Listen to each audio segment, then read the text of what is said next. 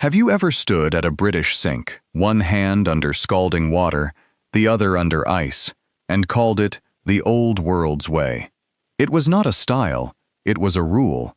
Cold came from a tank in the loft, the mains fed the kitchen, and the bylaws said those weren't the same water. 2 taps avoided the problem. Those bylaws were revoked in 1999. Nobody replumbed. Same with the missing socket beside the bath, and the fuse in every British plug. 7 rules, not a countdown, none ranked. Let's open the rule book on why American houses are different, one rule at a time. The 2 taps. Walk into a British bathroom, and the shock, for an American visitor, is the sink. 2 spouts, one scalding, one freezing, and a basin between them, too small to mix anything in. Tourists have been filming this for years, and the caption is nearly always the same word: charm. What the charm actually is a rule. In a great many older British houses, the cold water doesn't come from the street. It comes from a tank in the roof. The Drinking Water Inspectorate, the body that regulates British drinking water, puts it plainly. Many older properties have cold water storage tanks in the roof space or loft. In most cases, that tank feeds the upstairs bathrooms, and in older houses, the kitchen cold tap may be the only tap connected directly to the mains. Read that twice. In a British house, there are 2 different waters. One arrives under pressure from the main. The other has been sitting in a tank above your bedroom. Neither is dirty. The same regulator is careful to say that water from a storage tank is safe to use if the tank is properly designed, correctly installed, and kept in good condition. But they aren't the same category of thing, and the rule book puts that in writing. The second fluid category is defined as water, whose aesthetic quality is impaired owing to a change in its temperature, or the presence of substances or organisms causing a change in its taste, odor, or appearance, including water in a hot water distribution system. So joining those 2 supplies at one spout wasn't a free choice. It was a thing a builder had to design around. A basin mixer is the classic case where hot can push back into the cold, and the fix is a check valve on the cold feed. 2 separate taps was how you avoided having to think about any of it. Now the part the old continent hasn't caught up with. Those rules weren't national law. They were bylaws, made by each water company under the 1945 Water Act. In 1999, one instrument swept the lot away. Its 14th regulation is headed Revocation of Bylaws, and it finishes with 3 words: are hereby revoked. That was 27 years ago. It was signed by a minister at a department that no longer exists. The taps stayed. Would we call that heritage, or a bathroom that was never finished? And when a visitor asks why, can any of us actually answer? The tap is the small one. The next rule decides how much of your home you're permitted to keep your clothes in. The room they call a cupboard. The walk-in closet is the shot that shocks Europeans hardest. A room, inside a bedroom, for clothes. In London, that's a studio flat with hangers in it. Before going further, one correction the internet has already made, and that's worth making out loud. Not every American house has one. Plenty of them have a deep wardrobe you step 1 foot into, hang a shirt, and step back out of. An American viewer wrote that under a video that had implied otherwise, and they were right to. The interesting difference was never the size of the box. It's that we write the box down.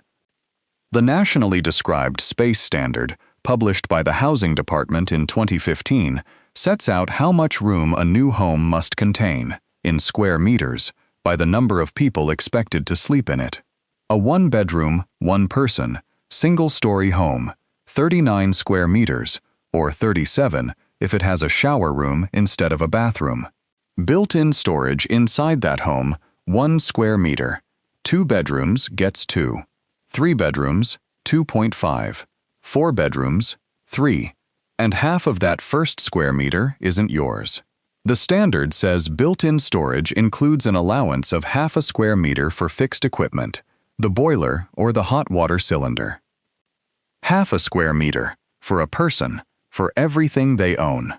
It goes further into the room than you would think possible. The bedroom itself is specified. A single must be at least 7.5 square meters and at least 2.15 meters wide. A double, at least 11.5. A built-in wardrobe counts toward that bedroom floor area, and only the built-in area in excess of 0.72 square meters in a double or 0.36 in a single counts back toward the storage requirement. So a wardrobe both eats the room and, up to a point, doesn't count as storage.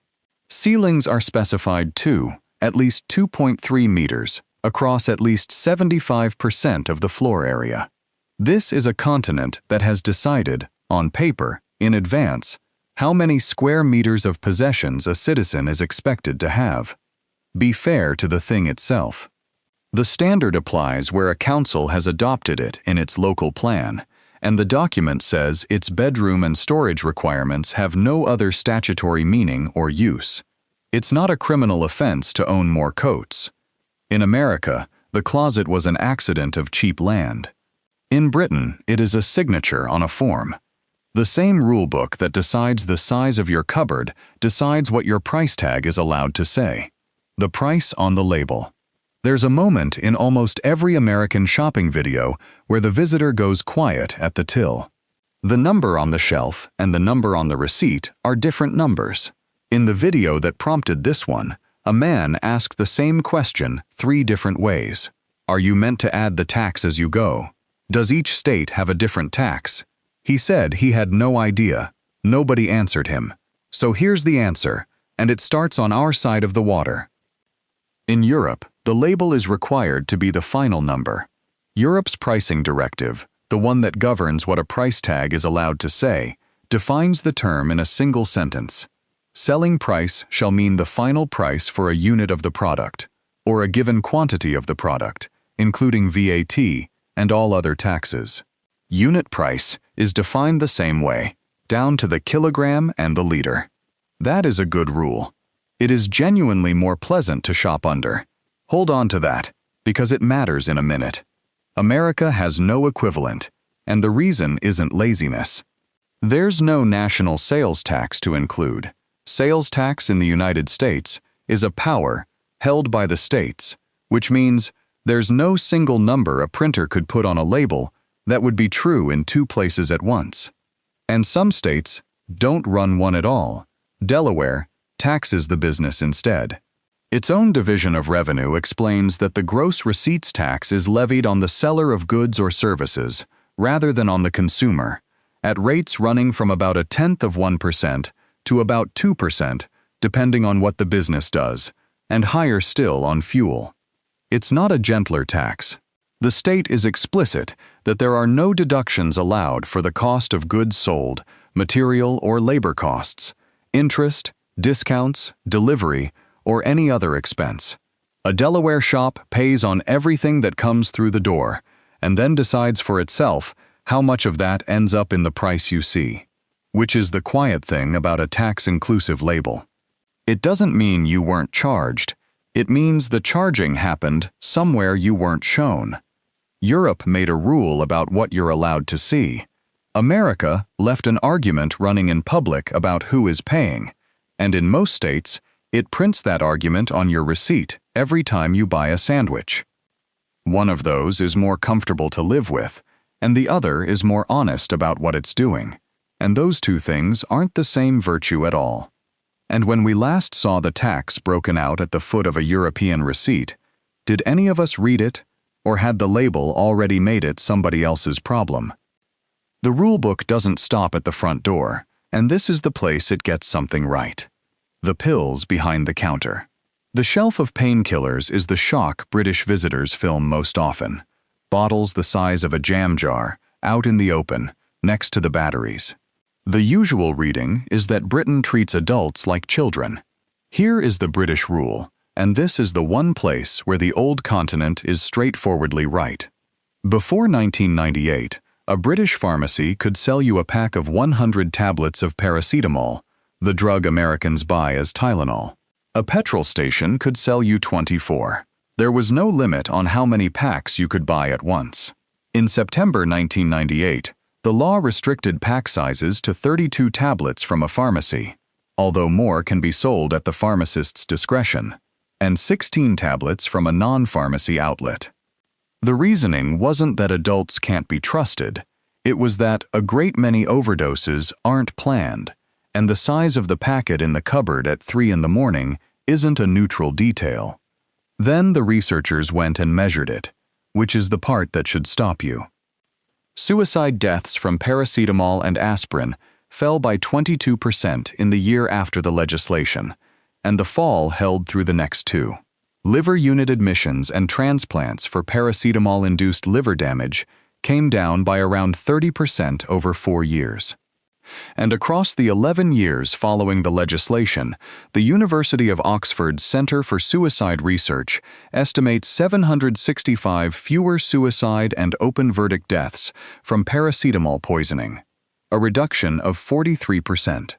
That reduction was largely unaltered after controlling for a downward trend in deaths by other methods of poisoning and by suicide generally, and a similar impact was found when accidental poisoning deaths were included and when a conservative method of analysis was used. That's what a rule looks like when somebody goes back and checks.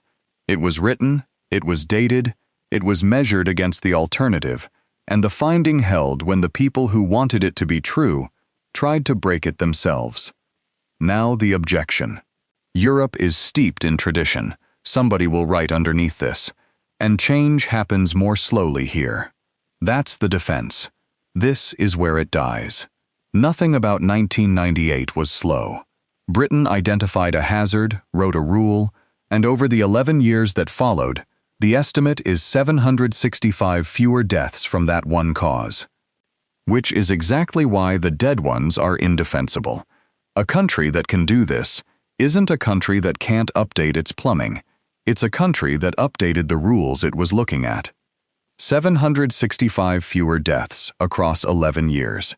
That is what it looks like when somebody goes back. Britain wrote another tap rule after 1999, and it points the same way. The water they are not allowed to make hot.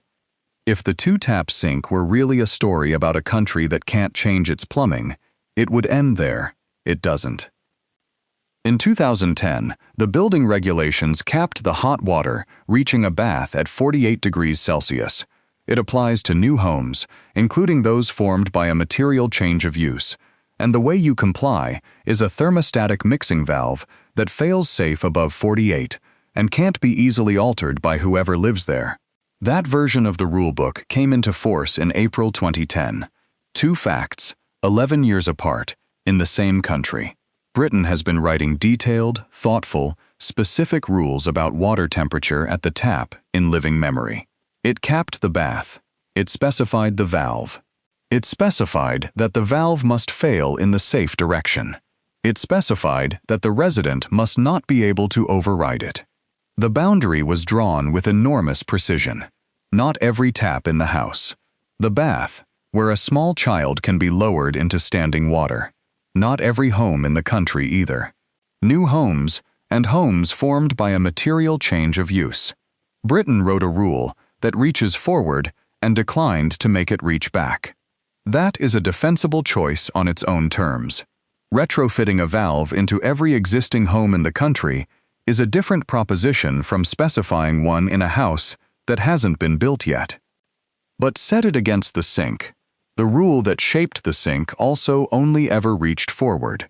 It was written for houses with tanks in the loft. It was revoked in 1999, and the reaching forward stopped there, because a revocation doesn't send anybody round to change the taps. And notice which one got announced. When Britain capped the bath, it told every builder in the country the exact temperature, the exact device, and the exact direction that device had to fail in. When Britain killed the tap rule, it published a schedule of revoked bylaws and went home. One of those arrives as an instruction.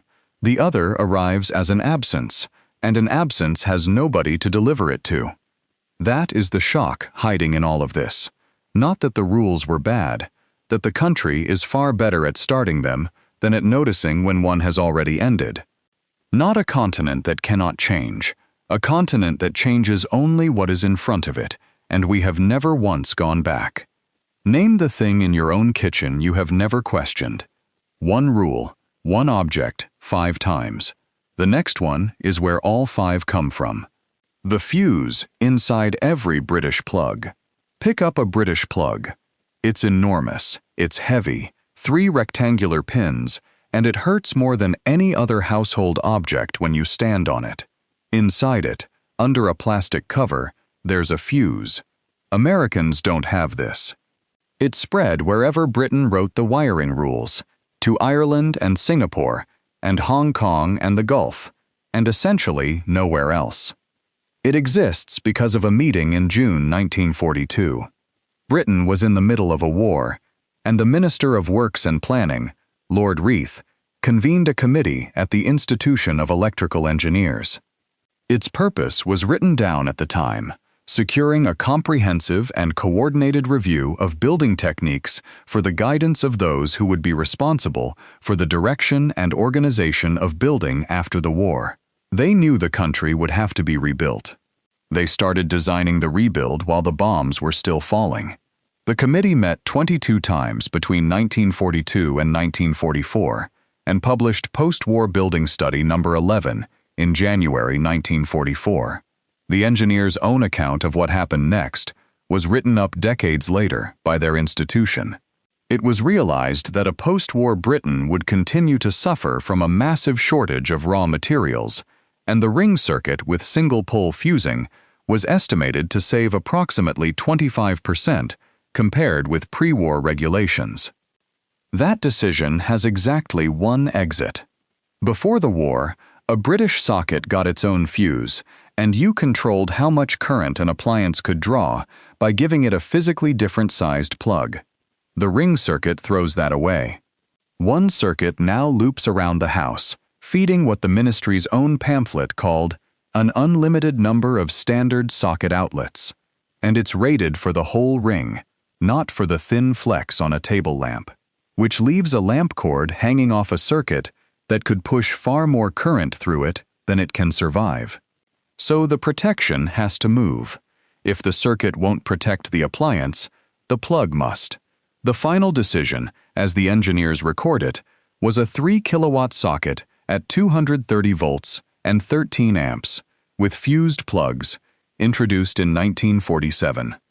By 1957, the Ministry of Works was reporting a different saving on a different measure, not the material estimate, but a cost one, 30% less cable, and about 25% off the price of wiring a house. One shortage, in 1 year, still holding shut the plug in your hand. A real constraint produces a sensible rule, and then the constraint goes away without telling anybody, by which time the rule is holding other things up and can't be removed without a reason no one has time to write down. And more than 80 years later, you're standing on it barefoot in the dark. And is there one object in your own home you could explain as precisely as that? Which brings us to the one thing Americans genuinely can't believe about a European bathroom: the socket beside the bath. There's no contest for the most argued about detail in this entire subject. Show an American a British bathroom with no power socket in it, and the response is immediate and slightly offended. The most liked comment under the video that prompted this one says it in one line: "Outlets in bathrooms are not dangerous. Why would you ever think that? We've always had them, and I'm 76. They're right about the danger, and Britain agrees with them, and Britain keeps the ban anyway. America dealt with the hazard first. Ground fault protection entered the American Electrical Code in 1971, at first only for outdoor sockets and ones near a swimming pool. In 1975, bathroom sockets were first required to be protected, and the 2017 edition widened it again to sockets within 6 feet of the outside edge of a tub or shower, even when they aren't in a bathroom. Britain has the identical device. It's called an RCD instead of a GFCI, and it cuts the circuit in milliseconds when current starts leaking somewhere it shouldn't. 2 rulebooks, 2 dates. The 17th edition of the British Wiring Regulations was published in January 2008 and came into force at the end of that June. It required additional protection by a 30 mA RCD on all sockets rated up to 20 amps for use by ordinary persons. That is not a like-for-like race, and it should not be sold as one. The American date is about bathroom sockets specifically. The British date is about sockets generally, and residual current devices were in use in Britain and required in particular situations well before 2008. There is a second asymmetry too. The American dates are code editions, and that code only binds where a state adopts it, with adoption running years behind. The British date is the date the regulation came into force, but the consequence survives both caveats intact. From 2008, the protective device was required on effectively every socket in new British wiring. The reason for keeping a socket out of the bathroom had been engineered away. Britain kept the ban. The wiring rulebook prohibited a socket within 3 meters, measured horizontally, of the edge of the bath zone. There's a carve-out, the shaver socket, allowed because it has an isolating transformer in it. Britain will let you have a socket by the bath, as long as it's a socket that admits it's a special case. And in March 2022, Britain came back to this rule. Not to repeal it, to remeasure it. The Second Amendment reduced the distance from 3 meters to 2.5, maintained with enormous care by people who never asked what it was for. One more thing, because the claim that started all of this was never checked. That same video repeated a claim about a 23-lane freeway in Texas, and the man reading it said on camera that he didn't know whether it was real and asked viewers to tell him in the comments. A viewer did it for him. A second viewer said the first was wrong. Neither had it quite right. Interstate 10, west of Houston, the Katy Freeway, widened in 2008. Counting main lanes only, between the West Beltway and the West Loop, it's 14,007 each way. Count the auxiliary lanes, the ramps and the frontage road, and the same road runs 22, 24, or 26, depending where you stand. At its widest, east of Gessner Road, the record breaks the 26 down as 12 main lanes, 8 lanes of frontage road, and 6 mid-freeway toll and carpool lanes. The frontage lanes have traffic lights and driveways, so they aren't technically part of the freeway at all. And elsewhere on that same record, the frontage road is counted as 6 lanes rather than 8. It doesn't fully agree with itself, and that's worth saying out loud. It's believed to be the widest in the world, and believed is the word the record uses, not is. 20 minutes of reading settles it. That is the whole difference between a claim and a record. The reason died. The rule didn't. America is not better at building, just younger and less obliged to preserve things. But the reason American houses are different isn't taste. It's that no one handed them a rule book from 1944 and forgot to take it back. So take the choice honestly. A country that writes careful rules and then forgets to read them back, or a country that didn't write them down at all and had to argue it out in public. Tell us below which rule in your own home you can't explain. If this changed how your kitchen looks to you, a like hands it to the next person standing at a 2-tap sink. Press subscribe, switch the notification bell on, and nothing will get past you the next time a rule book is opened on camera and read back to the continent that wrote it. A note on sourcing. Everything here is drawn from primary legislation, published building standards and national regulators, all of it public, and all of it named on screen. Requirements differ across England, Wales, Scotland, and Northern Ireland, and between American states. This is offered for education and comparison. It reads a record. It doesn't judge anybody who lives inside one.